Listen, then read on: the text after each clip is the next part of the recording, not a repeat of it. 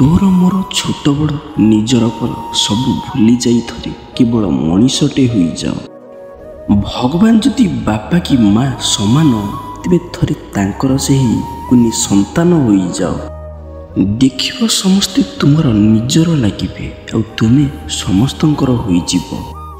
भगवान श्रीकृष्ण ठारू केजाणी केते कौन दूरे गला। प्रथम जन्म कला माता देवकी दूरे गले, परे वासुदेव अन्य घर छाड़ी दे दूरे गले। बड़ हेबा परी पुणी माता यशोदांको एवं पिता नंद राजांको ठारू दूरे जीवाकू पड़िला।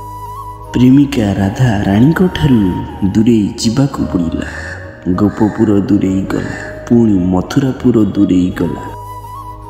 धर्म स्थापन पाई केते कोण दूरे जीवाकू पड़िथिला। निज पुत्र सह संपूर्ण जदु वंश को दूरे जीवाकू पड़िथिला।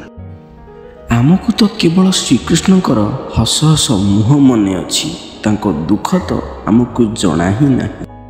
कारण सी नकारात्मकता चरित्र थिले, जी धर्म एवं न्यायर स्थापन पाई जगत को उचित मार्ग देखैबा पाई मर्त मंडल देह त्याग कले।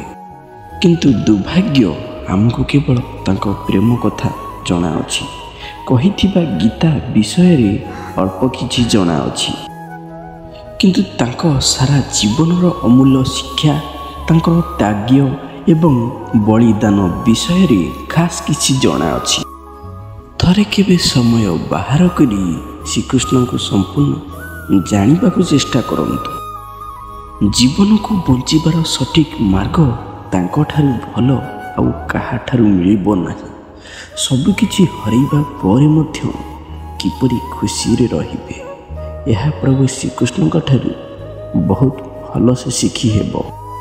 प्रार्थना कला बेले यही गोटिए कथा निश्चय मागिब, हे ईश्वर दुखरे सहिबाकू शक्ति दियो, सुखरे हृदय नर्मता दियो, क्रोधरे मते शांति रख, आउ शांति समय रे तुमर चिंतन दियो, जेपरि जीवनर चला पथरे मु पथ भ्रष्ट न हो जाए। जदि दुईटी हृदय एकाठी हेबार थिबो, जेते समय लागुना काहींकी सेमाने केते दूरे जांतु ना काहींकी, यह जेते कष्ट हेले मध्य भाग्य सेमानंकु निश्चिंत एकाठी करिबो।